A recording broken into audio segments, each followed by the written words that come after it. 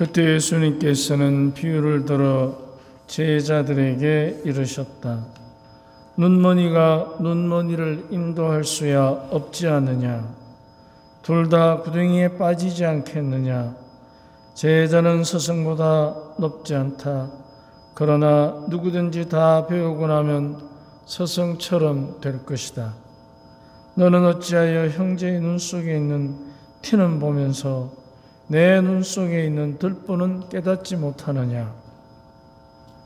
내 눈 속에 있는 들보는 보지 못하면서 어떻게 형제에게 아우야 가만 내 눈 속에 있는 티를 빼내주겠다 하고 말할 수 있느냐?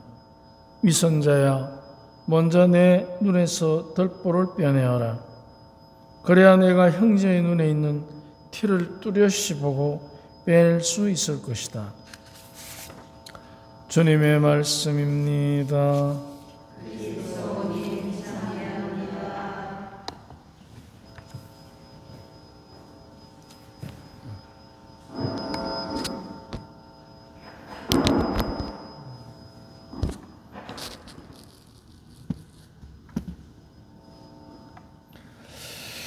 우리가 다른 사람의 눈에 티는 보면서 제 눈에 들보는 보지 못한다는 이 말씀을 우리는 잘 들어서 알고 있습니다. 그래서 같이 한번 보면 사회적으로 매장당할 잘못을 밝혀지면 대부분 우리는 그를 비난합니다. 그럴 때면 객관적으로 명분이 뚜렷한 잣대를 들이대면서 비난합니다. 그런데 상대방에 대한 비난은 재미는 있겠지만 의미는 없습니다. 만약 그 비난의 대상이 내가 된다면 과연 재미가 있겠습니까? 객관적으로 기준이 비난받아 마땅한 상황이라 하더라도 그 사람의 입장에서 그 사연을 들어줘야 합니다.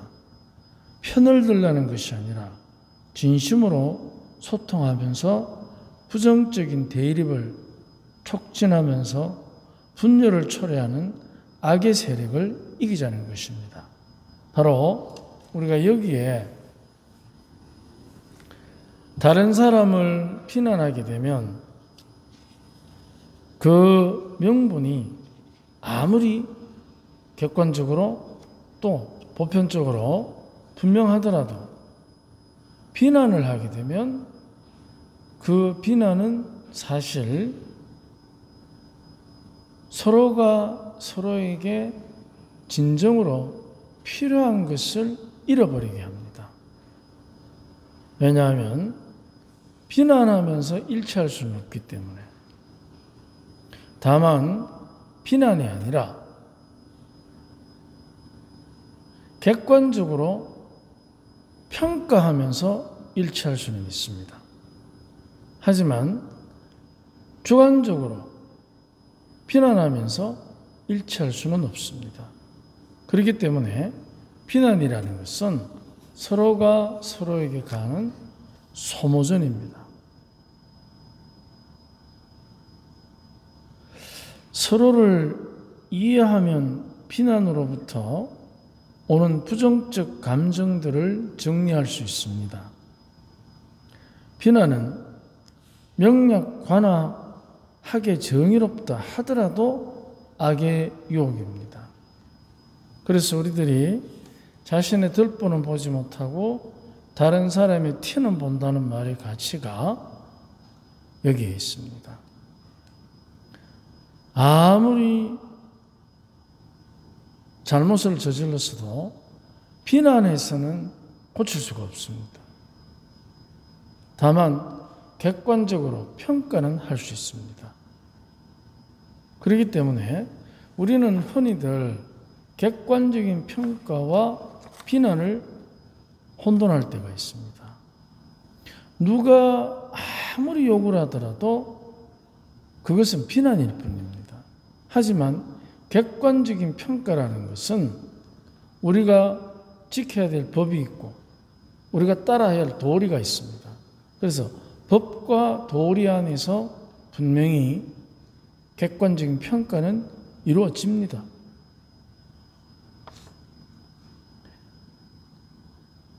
그래서 우리들이 객관적인 평가는 하되 온정을 잃으면 안 됩니다.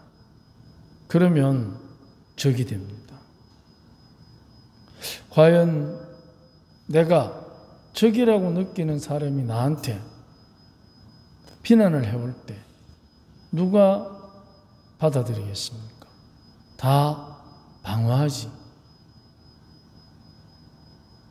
그래서 우리들이 온정을 잃어버린 비난은 결국 서로를 가슴 아프게 하는 결과를 만듭니다. 왜냐하면 받아들이지 않으니까.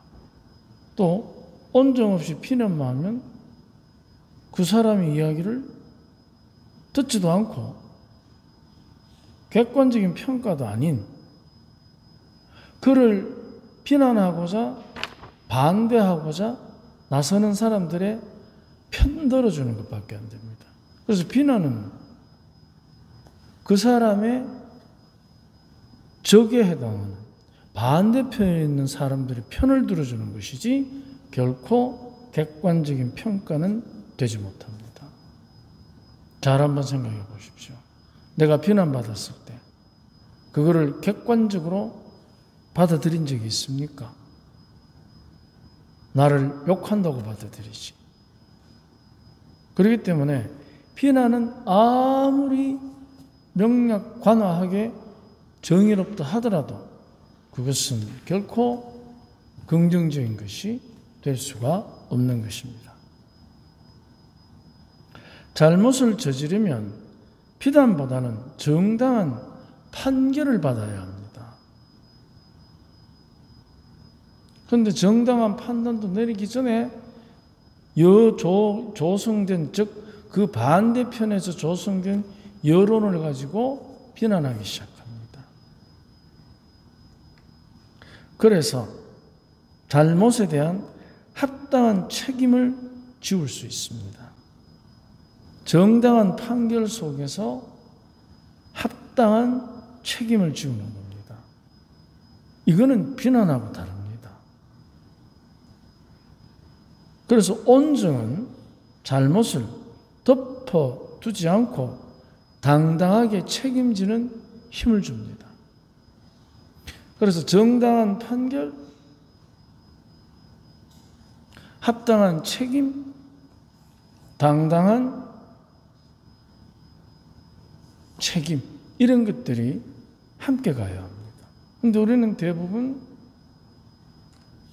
다들 억울합니다. 왜? 비난받기 때문에. 합당한 판결이 아니고 비난받기 때문에 억울한 것입니다. 그래서 우리가 내 눈에 들보라는 것은 비난의 시각을 얘기하는 것입니다. 남들을 비난합니다. 그래서 어떻게 됩니까? 그 비난을 악용하는 작전에 휘둘리는 겁니다. 진보든 보수든 남자든 여자든 종교든 정치든 친구든 왼수든 우리 모두가 비난이라는 그 부정적인 칼을 들이대도록 작전을 쓰는 사람들이 있습니다. 그런데도 불구하고 우리는 비난이라는 들보를 뒤집어 쓰고 있으니 그 티가 보이겠습니까?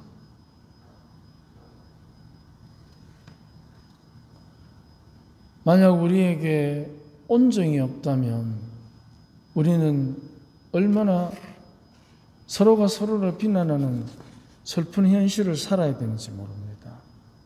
비난이라는 들보를 빼야 합니다. 온정은 잘못을 저지른 사람, 당한 사람 모두를 겸손하게 합니다. 이 겸손은 좋은 게 좋으니까 넘어가거나 참는 것이 아니라 적극적으로 책임을 지게 하고 진심으로 이해하면서 서로에게 진정한 위로를 줍니다. 비난이라는 들보에 휘둘리지 않으면 그때부터 우리에게는 정당한 판결을 통한 합당한 책임을 지우고 나아가서 온정적인 위로를 줌으로써 서로가 서로에게 힘이 되어주는 것입니다. 한쪽은 책임을 지고 한쪽은 위로해주고, 그러면은 내가 그 책임을 져야 될 사람에게 당했다는 생각으로부터 해방되기 시작합니다. 하느님께서 우리에게 주신 당신 자녀들의 참다운 지혜는 온정이 있을 때 그 꽃이 피어납니다. 바로 자기 눈에서는 들보를 빼고 형제의 눈에서는 티를 빼는 서로가 서로에게 위로의 사람이 됩니다. 우리가 주님 안에서 하나님의 자녀로 살아가면서 참으로 우리들이 쉽게 다른 사람을 비난하는 그 비난의 들보가 우리 마음에서부터 사라지도록 함께 기도합시다. 아멘.